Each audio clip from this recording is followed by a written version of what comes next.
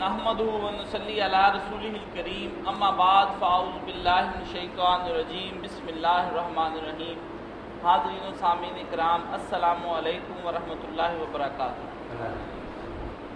Programme الدین الخالص کے ساتھ ہم حاضر خدمت ہیں اور اس وقت ہمارے ساتھ معروف دینی اسکالر مفتی محمد اسحاق صاحب تشریف فرما ہیں۔ پروگرام کے آغاز میں یہ بات دوبارہ سے میں آپ کے سامنے رکھنا چاہتا ہوں کہ ہم نے اندرون ملک اور بیرون ملک سے عطیات منگوانے کے لیے اپنے دونوں اکاؤنٹ نمبر اپنی ویب سائٹ پہ رکھ دیے ہیں۔ آپ حضرات اس ماہ رمضان میں مرکز الدین الخالص کی خدمت کے لیے اور اس کی تعمیر اور ترقی کے لیے آپ اپنے عطیات بھجوا سکتے ہیں۔ مولانا صاحب ایک صاحب پوچھتے ہیں کہ برائے مہربانی ہمیں قرآن شریف کی ایک آیات ہے، حسن محفوظ صاحب کا سوال ہے کہ جس میں اللہ تعالیٰ نے مردوں کو عورتوں پر ایک فضیلت دی ہے، تو اس سورہ کے اندر ان کے جو 4 سوال میں آپ کے سامنے رکھ دیتا ہوں۔ وہ پوچھتے ہیں یہاں اس سورہ کے اندر مرد کو عورت پر کیا تفصیل دی گئی ہے، قوام کا مطلب کیا ہے، قانتات کا مطلب اللہ کی فرما بردار ہے کہ شوہر کی فرما بردار، اور نشوز کی کیا تشریح ہے۔ برائے مہربانی اس سورہ کے بارے میں کچھ بیان فرما دیں۔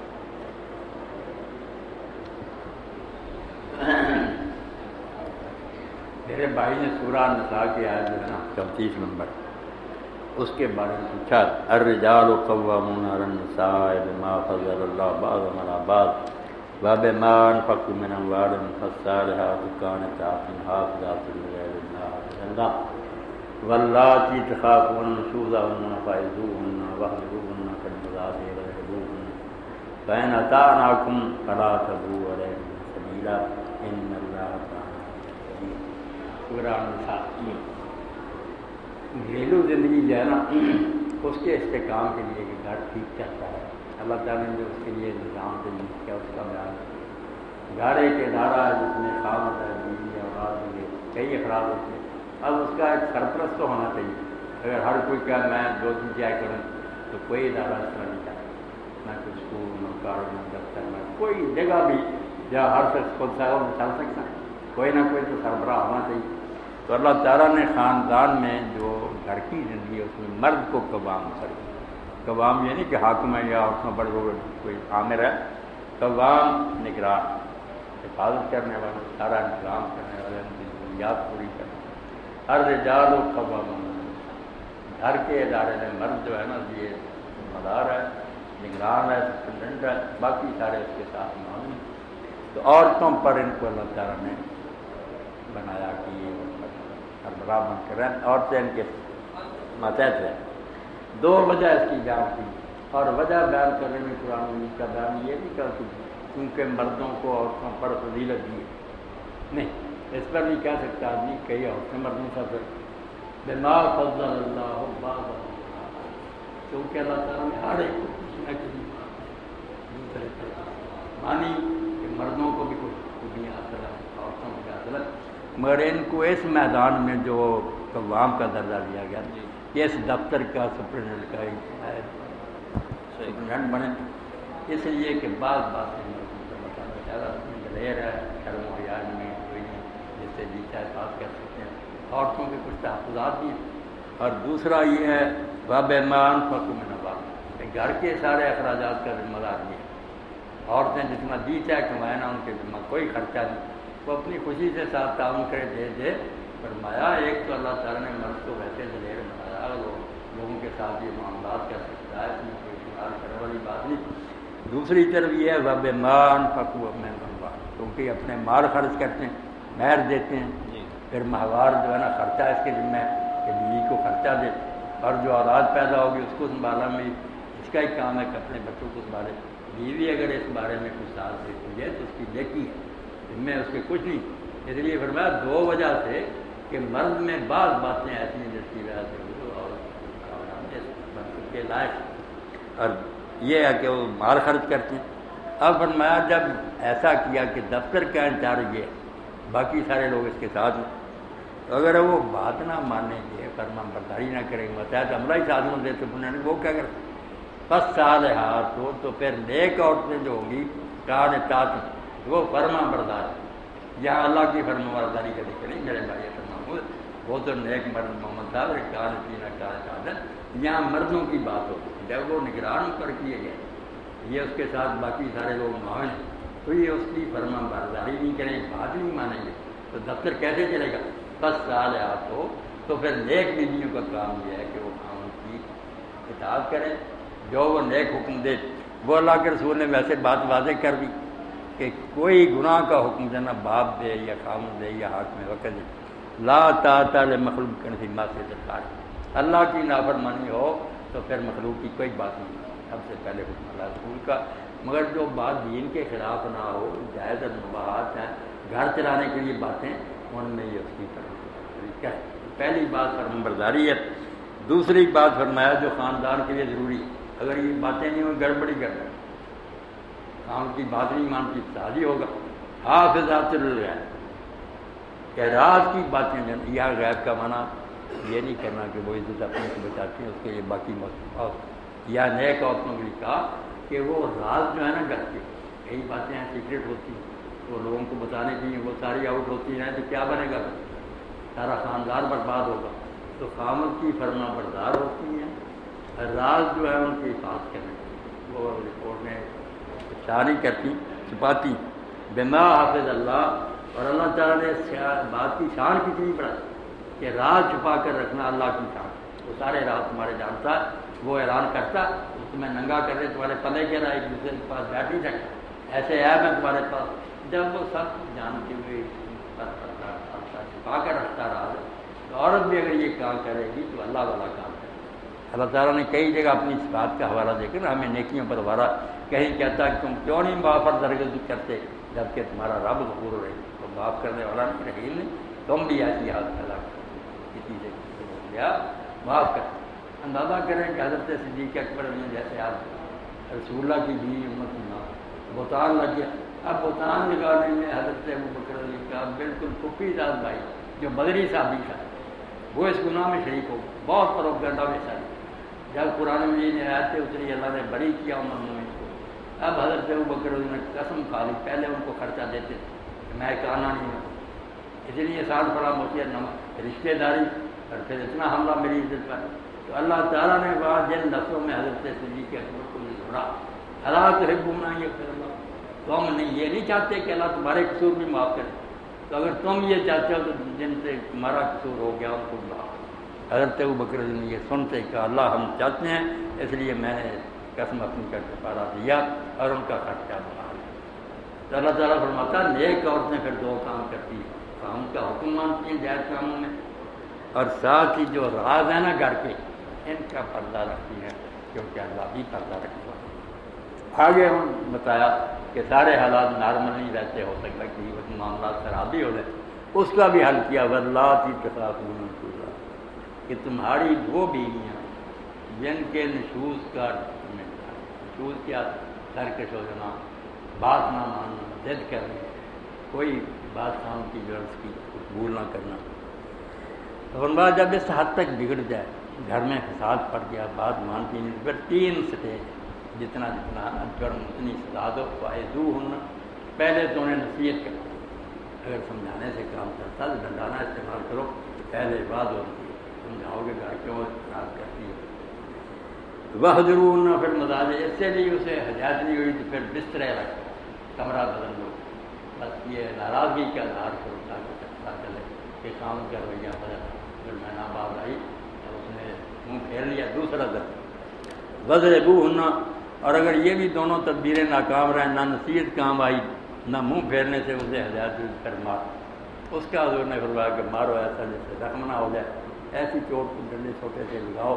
مگر آخری درجہ پھر یہ کہ بالکل لا راز طلاق ہے۔ فَإِنْ أَطَاعْنَكُمْ، اگر ان چیزوں سے وہ تمہاری بات مان جائے، نصیحت سے، منہ پھیرنے سے، مارنے سے،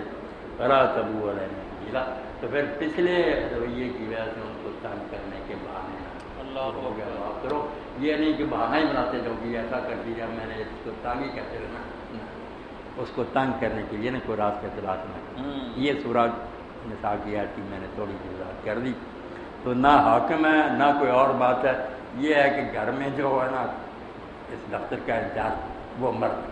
اور میں قدرتی بات ہے کہ اس کو کچھ ایسی حاصل باقی کہا کہ یہ نہیں کہ ساری باتوں میں یہ فضیلت جو ہے نا یہ کہتے ہیں کلی نہیں ہے، جزئی، کسی بات میں مرد ان سے بہتر ہے، کسی میں عورتیں بھی بہتر، جیسے بچوں کے ساتھ کا گزرتے آ رہا ہے یہ ماں کا ہی کام ہے، جو ہے نا غصے والا ہوتا ہے چلا نہیں بچوں کے نخرے برداشت کرتا ہے، ماں سارے سہ جاتی ہے، اسی لیے حضانت جو ہے نا کہ طلاق ہو جائے تو جب تک دودھ پیتا بچہ ماں کے حوالے کیا۔ چلو ان اللہ کان علی کبیرہ، یہ آگے اللہ پاک نے آخر میں کہا ان اللہ کان علی، اس کی کیا وجہ یہاں؟ یہ جو بیان کیا نا کہ جب عورتیں حکم ماننا شروع کرتے ہیں پھر ان کو تنگ کرنے کے لیے بہانے نہ ڈھونڈو، یہاں اللہ تعالیٰ نے حوالہ دیا، یہی قرآن مجید کی خوبی کہ وہ مولویوں کی طرح ادھر ادھر کے نہیں بات کرتا، ایسی دلیل کی بات کرتا، نگینے کی طرح، جیسے آپ دیکھ انگوٹھی میں ہوتا نا جڑا ہوا پتھر تین، ایسے آیتوں کے آخر میں اللہ تعالیٰ کے نام آتے ہیں جو ساری پہلی بات کی نا دلیل ہی ہوتے ہیں، جل میں بتا دیں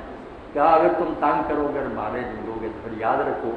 ایک سپریم پاور تم سے اوپر ہے، وہ تم پر حکومت کر رہا ہے، ایک دن تم نے اس کے سامنے جانا ان اللہ کان علی کبیرہ، پھر تمہاری جان کیسے چھوٹے؟ اگر وہ تنگ کرنے پھر آ گیا چھوٹے چھوٹے گناہوں پر پکڑنے پھر کیسے بچو؟ تو یاد رکھو کہ اللہ بہت غالب ہے اور بہت بڑا، اس کے سامنے تمہاری غلابی ہونی ہے، عورتوں کے ساتھ سلوک کرتے ہوئے سوچتے رہو کہ مجھ پر بھی ایک پاور ہے غالب، اس کے سامنے میری حاضری ہے، میں نے بھی اسے جواب دینا، یہ سوچتا رہا اگر ظلم نہیں کرتا۔ جی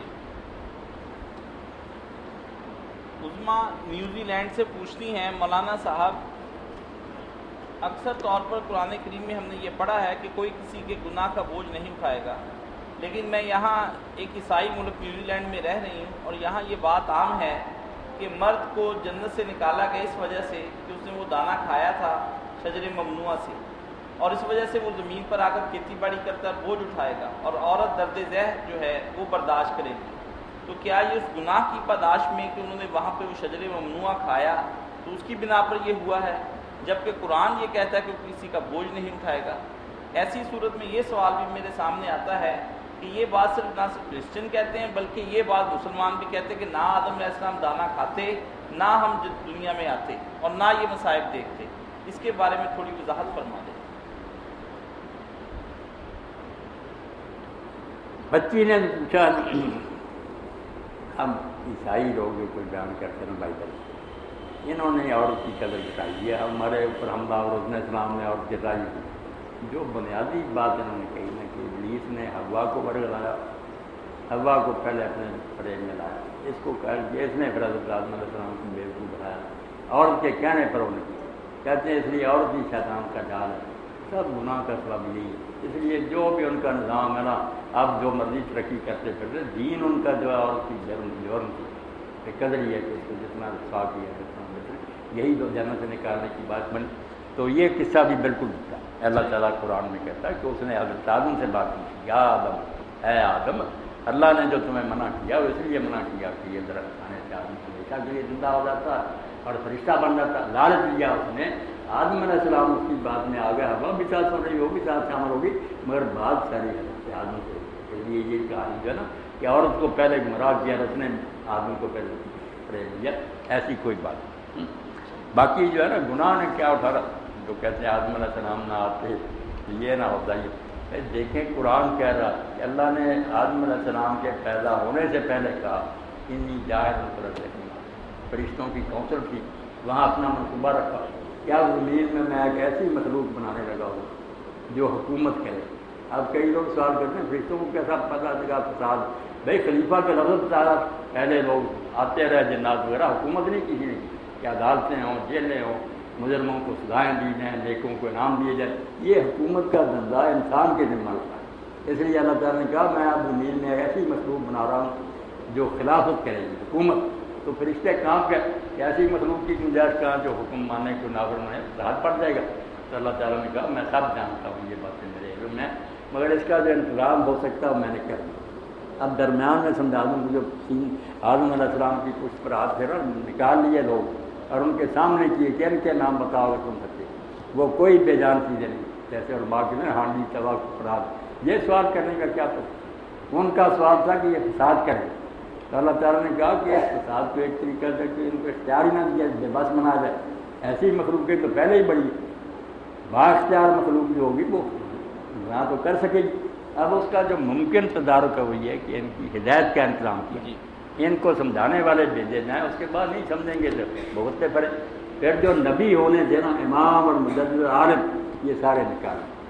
اور وہ سارے سامنے کھڑے کر دیے، شکلیں دکھائیں. اللہ ارادہ ہم کہتا اسماء اولا اسماء مذکر کے چیز، جاندار زندہ چیزیں کی دکھائیں، کیا ان کے نام بتاؤ تم سچے. یہ کوئی ان کو جھوٹا کرنے کے لیے نہیں تھا، سوال کا جواب تھا کہ اگر تم سچے ہو کہ فساد ہی کرے گی تو یہ کون؟ انہوں نے کہا اللہ ہمیں کیا پتا جتنا تو نے بتایا تھا. اللہ نے پھر آدم علیہ السلام کو بتایا تھا. انہوں نے جب انٹروڈکشن کرایا کہ یہ نوح ہے جو دین کے لیے 950 سال تک پایا،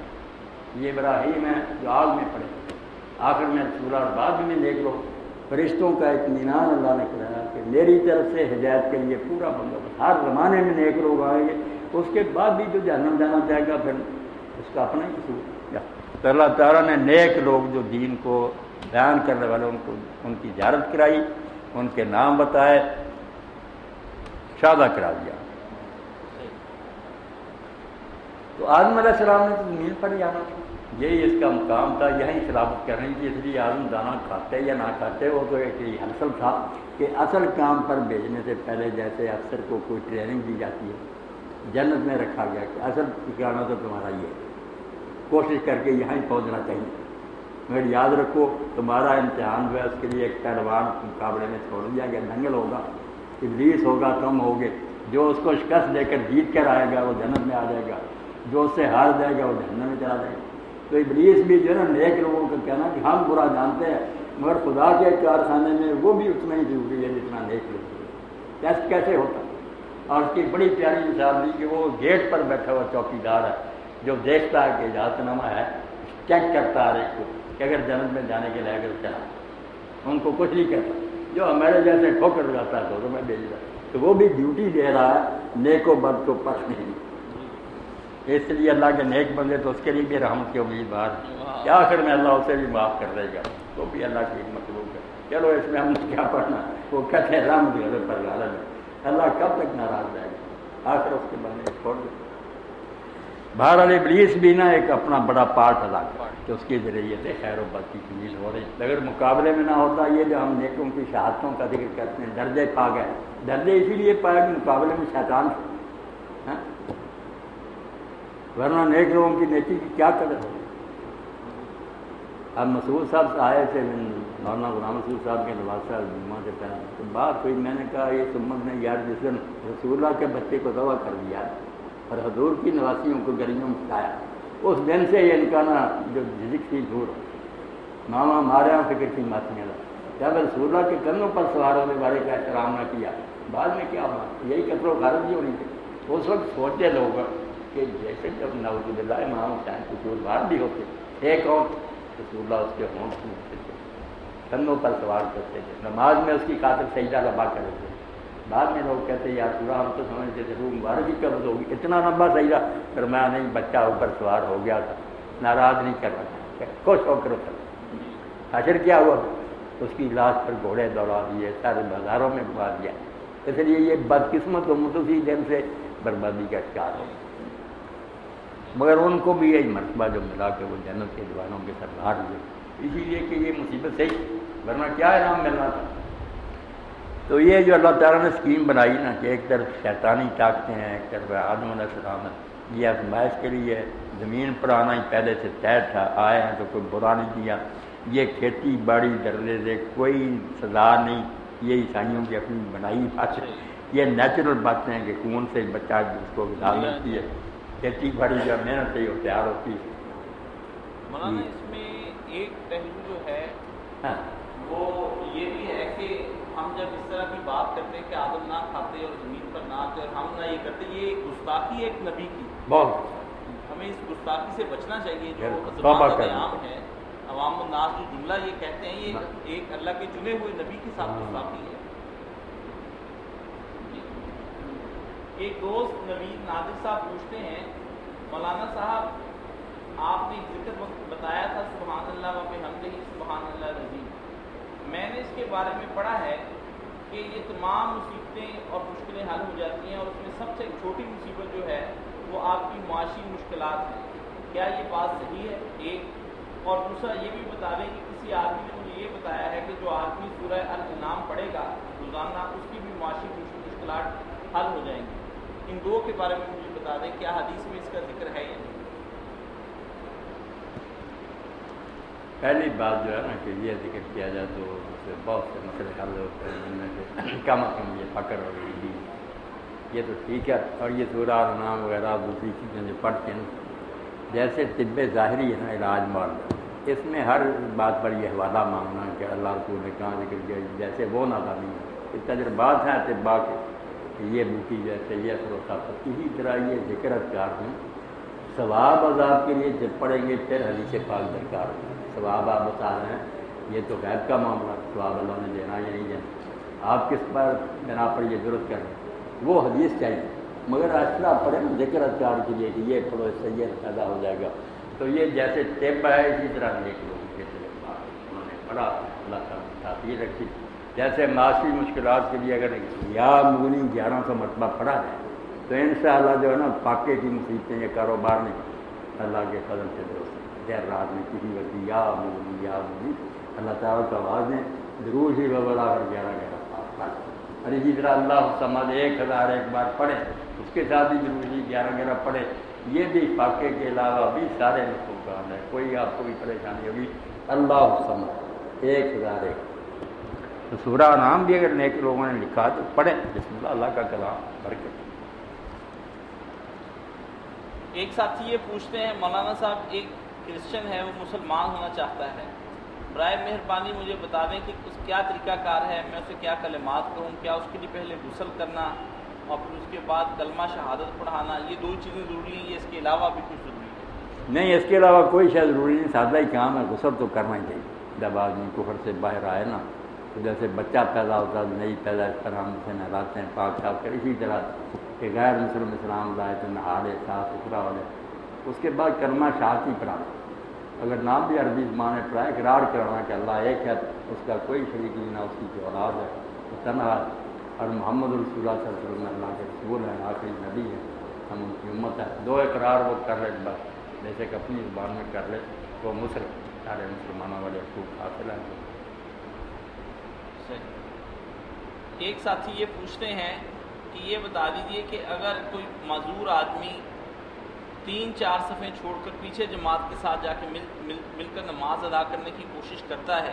تو کیا یہ اس کا طریقہ کار ٹھیک ہے؟ صفوں کے اندر نہیں بیٹھتا پیچھے بیٹھ جاتا ہے. کچھ لوگ کہتے ہیں کہ نہیں ایسا نہیں کرنا چاہیے اسے بھی صفوں کے درمیان آ کر بیٹھنا چاہیے.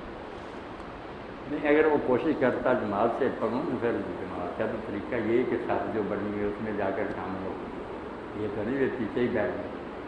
اگر زیادہ تکلیف ہے جتنی مشقت نہ کرے انشاءاللہ جو اس کی نیت رہے اس کا ثواب گھر بیٹھے ہی ملے. اللہ معذور اور رحمت کو جانتا اجر دے گا. اگر آیا پھر صف کے ساتھ ہی ٹھیک ہے نا بیٹھ. ایک دوست کا سوال یہ ہے وہ پوچھتے ہیں مولانا صاحب ایک عالم دین سے ہم نے مسئلہ پوچھا کہ کیا سگریٹ پینے سے روزہ ٹوٹ جاتا ہے تو اس کا کیا کفارہ ہوگا؟ تو انہوں نے کہا کہ اس کا کفارہ یہ ہے کہ وہ 60 روزے رکھے یا پھر 60 مسکینوں کو کھانا کھلائے. دوسرے عالم دین سے پوچھا تو اس نے یہ کہا کہ نہیں اسے صرف 1 روزہ رکھنا چاہیے یہ سزا اس کے لیے ہے جس آدمی نے جمع کر کے روزہ توڑا ہو. تو ایسی صورت میں آپ بتائیں کہ دونوں میں سے کون صحیح ہے؟ جو سگریٹ یا حقہ پیتا ہے اس کا پہلے روزہ ٹوٹا ہوا ہے اب کیا ٹوٹنا. یہ چیزیں بتاتے خود ناجائز ہے لوگ بہانے بناتے ہیں پینے کے لیے کوئی جواز نہیں اس کا بالکل نہ حرام کے درجے کی جس میں انسانی کے لیے جو چیز نقصان نہیں طب اور ٹریڈیشن کیا کہ اس سے جسم کو نقصان پہنچتا وہ آپ سمجھ لیں کہ دین کو بتانے کی ضرورت نہیں یہ حرام ہے وہ اپنے آپ ہی حرام. ضرر شکر کہ نشہ ہو جائے آدمی کی ہوش جاتی رہے جس چیز سے اور جس سے جس میں انسانی کو نقصان پہنچے یہ ساری باتیں جو اپنے آپ ہی چیزیں ان کو حرام کریں. تو باقی جو ہے نا کہ صرف دماغ کرنے والے کو 60 روزے باقی کئی لوگ ایسے بھی ہیں جامع وہ بھی یہ کہتے ہیں امام بھی ہیں بڑے بڑے مگر صحیح بات یہ ہے کہ یہ تو کوئی نہ کو اس سے دماغ کر کے روزہ توڑے تو 60 روزے دوسرے توڑتا رہے کوئی جان بوجھ کر روزہ کسی طرح بھی توڑے گا آدمی پھر یہی باقی حضور کے سامنے آیا ہی دماغ کرنے والا تھا، اس کا حکم دیا، آگے کہہ دیا کہ اس کے سوا کسی کے لیے پتہ چل گیا کہ جو توڑے گا ایسی گستاخی کرے گا کہ روزہ رکھ کر اس نے توڑ دیا بلا وجہ۔ باقی اگر کوئی بیمار ہو، حالت خراب ہو تو روزہ پورا نہ کرے، وہ بھی مجرم ہے۔ کہ صحت خراب ہو رہی ہے تو روزہ نہیں مارا، فوراً چھوڑے، دوائی لے، اللہ تندرستی دے گا، پھر رکھ دے۔ جان بوجھ کر چھوڑنے والا جو نا کوئی وجہ نہیں، کوئی سبب نہیں، اس نے توڑا، اس کی اصلاح۔ یہ سن ہے آدمی کہ جو حالت اس کی خراب ہو رہی ہے، بیمار ہو، روزہ نہ رکھے، نہیں جی روزہ رکھا ہے پورا ہی کرنا، ایسی کوئی بات چھوڑ جانا چاہیے۔ ایک دوست نعمت اللہ صاحب آسٹریلیا سے پوچھتے ہیں، مولانا صاحب ایک آدمی نے زنا کر لیا ہے، اللہ پناہ۔ اس کے بعد وہ توبہ بھی کرنا چاہتا ہے اب، لیکن یہ بھی ذہن میں بات آتی ہے کہ کیا اس کی سزا قیامت کے دن ملے گی اگر وہ توبہ بھی کر لے تو؟ جو لوگ تو سچی توبہ کر کے یہاں سے جائیں گے، توبہ کے تین ہی ہیں عناصر، تین باتیں ہمیں دیکھیں، پچھلے پر شرمندہ ہو، آئندہ نہ کرنے کا ارادہ کرے، اور دوسری طرف کچھ ایسی نیکیاں پھر کرے جن سے وہ گناہ جو نا اس کا پردہ پڑ دے، زیادہ زور لگا کر خیرات کرے، اسی لیے کفارے میں کرتی۔ تو جو ایسا کرتا رہتا نا بیچارہ، پچھتاتا ہے، معافی مانگتا، اللہ تعالیٰ پہ اتنا کھٹ گئی نہیں کہ اس کو کیا مسئلہ اطلاع دے، یہاں بھی پردہ رکھا، وہاں بھی پردہ ہی رکھے گا۔ کیسا اللہ تعالیٰ کا یہ فضل اور کرم ہے کہ علیحدگی میں بلائے گا، اس کو تنہائی میں پھر بتائے گا تو نے یہ بھی کیا، جو باتیں یہ بھول چکا تھا وہ بھی بتائے گا تو نے یہ کام۔ آدمی اس وقت یہی سمجھے گا، اللہ کے رسول علیہ السلام نے فرمایا کہ اب میرے آگے پیچھے دائیں بائیں دوزخ، اب بچنے کا کوئی سامان، اتنے گناہ سامنے آ جائیں، مگر اس کے بعد اللہ فرمائے گا دنیا میں بھی دیکھ میں نے پردہ، ان باتوں کا علم میرے سوا کسی کے نہیں ہوا،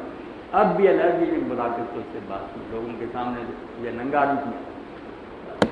تجھے جتلا دیا کہ تجھے رب کی رحمت کا احساس ہو کہ اللہ اپنے فضل سے جنت میں بھیج رہا، فرما کرتوت تیرے کیا جا۔ تو جب ایسا ہوگا تو نبی علیہ السلام فرماتے پھر کچھ چھوٹے چھوٹے گناہ رہ جائیں گے جو اللہ نہیں بیان کرے گا، پھر خوش ہو کر نا کہ گناہ معاف کر کے اللہ نے ان کی بجائے بدل کر نیکیاں لکھ دی، کہہ کہ اللہ پاک کچھ اور بھی کچھ رہ گیا، اللہ پاک بڑا تھا میرے علم میں، اور سب گناہوں کی بجائے یبدل اللہ سیئات حسنات، ان کے گناہوں کے بدلے میں اللہ نیکیاں لگے، اس کے فضل و کرم کے بیٹا کو انداز، بندہ ہی نکما ہے، آتا نہیں اس کی بارگاہ کی، کبائر سے مجتنب رہنا چاہیے جتنا بھی ہو سکے، ہاں بس معافی مانگ، معافی کے بھروسے پر گناہ کرتے رہنا نہ وہ معافی،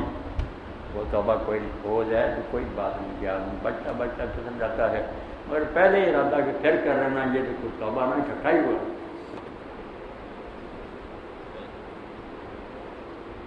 روایت میں آتا ہے نا کہ ابو ہریرہ رضی اللہ عنہ نبی علیہ السلام کے پیچھے نماز پڑھ کر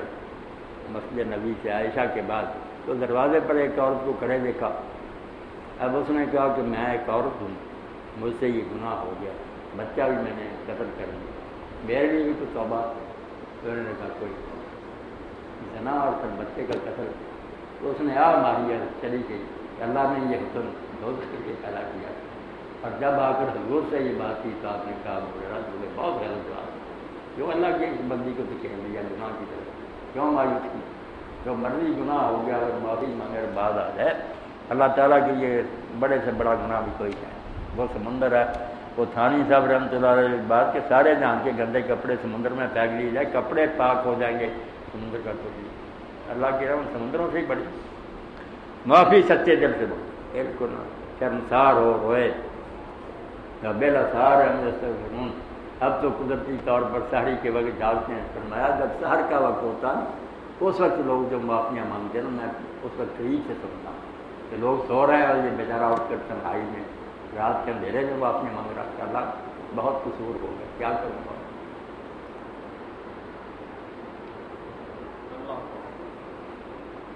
حامد صاحب پوچھتے ہیں سعودی عرب سے، مولانا صاحب ایک حدیث پڑھی ہے، مفہوم اس کا یہ ہے کہ جس نے بغیر بیعت کے جو بندہ مر گیا وہ جاہلیت کی موت مرا یا گمراہی کی موت مرا۔ اب دنیا میں مجھے تو کوئی ایسا شخص نظر نہیں آتا کہ جس کے ہاتھ پر میں بیعت کر لوں، اور ایک اور حدیث میں نے پڑھا ہے کہ سوچے کہ وہ جنگلوں میں چلا جائے اور وہاں جا کے درخت کی جڑیں چباتا ہوا ہی مر جائے، کیا ایسی صورت میں مجھے بتائیں اس حدیث کا صحیح حل کیا ہے، ورنہ میں تو جنگل میں چلا جاؤں گا۔ اللہ ابھی وہ وقت نہیں آتا، ابھی بہت نیکی باقی ہے، نیکی بتانے والے بھی بڑے، جو بیعت کی بات ہے نا ٹھیک ہے، اب ہمارے یہ بیعت جو ہے نا نیک لوگ کسی اچھے آدمی کے ہاتھ پر بیعت کر رہے اس کے معنی میں چل پڑی، مگر دین میں اس کا کوئی ذکر نہیں کرنا، اس کا کچھ خبر تھا دین میں بیعت یا رسول اللہ کی لوگ کرتے، جب کلمہ پڑھتے تو اس وقت ہاتھ میں ہاتھ دیتے ہیں، آپ سے اقرار کرتے، یا پھر خلیفہ وقت کی یہ حدیث پاک جو ہے نا کہ اگر وقت کا خلیفہ موجود اور آدمی اس کی بیعت نہ کرے، بیعت کے بغیر مر جائے، بغاوت اس کے خلاف کرے تو پھر جاہلیت کی موت نہ وہ تو یہی چاہتا کہ لڑکی پھیل جائے، ملک کا سارا انتظام ہی خراب ہو۔ یہ ساری جو ہے نا ابواب الاحکام حکومت کے جو مسائل ہیں وہاں یہ باتیں نظر آتی ہیں کہ حاکم وقت اگر ہو صحیح نیک آدمی تو اس کی بیعت کرنے سے ساری امت جو ہے نا اقرار کرے کہ ہم تیرا حکم مانیں گے، اور ساتھ بھی اور یہ بھی بات یاد رکھنی چاہیے کہ اگر حکومت ایک آدمی کے ہاتھ میں آئے تو پہلے دن ہی ترتیب کے لیے نہیں اٹھ کھڑے ہو اور کوئی کام نہیں، حالانکہ خود جانتے ہیں اگر ہمیں بھی حکومت ملتی تو ہمارے پاس تو منصب تھا کہ ایک دن میں سارا ٹھیک ہو جائے، اتنا بگاڑ شکر کرو گے اتنی باوجود کر رہے ہیں نہیں، یہ اپنے وعدوں سے پھر گئے، یہ ہے منہ کڑا ہو گیا مسلم بھی، یہ سب شرارت کی لوگوں کی بات ہے۔ دین اس کی ہے حاکم وقت کی خیر خائی کا حکم، جب تک وہ دین کے خلاف کو حکم نہیں تھا اس کی خیر خائی محبت، اس کے لیے دعائیں، اس کے لیے کوئی نہ کرا کرے نواز شریعت اللہ، یہ سب باتیں شرارت کی لوگ دین سے جو خلا، جس کو حکومت ملی اس کا ساتھ دینا چاہیے، موقع دیں اس کے لیے دعا کریں کہ اللہ اس کی مدد کرنا، شرارتی باتیں نہیں کرنی چاہیے، پتہ خود بھی اب ہم بھی کوشش کریں۔ یہ 27 کروڑ جو ایک میل والا پکڑا گیا، جی ہاں جی نہیں بے شمار پکڑے گئے، سارا ملک کھا گیا، کسی کو چڑیاں لگ رہا 80 ارب کھا گیا، تو کچھ کام کرنے دیں ساتھ میں بجائے تانے اور اعتراض کرنے دی۔ اسی کے ساتھ ہم آج کا پروگرام ختم کرتے ہیں، وآخر دعوانا ان الحمدللہ صلی اللہ تعالی علی عبداللہ ورسولہ خاتم النبیین سیدنا محمد علیہ السلام۔ خیر کرے اللہ تعالیٰ۔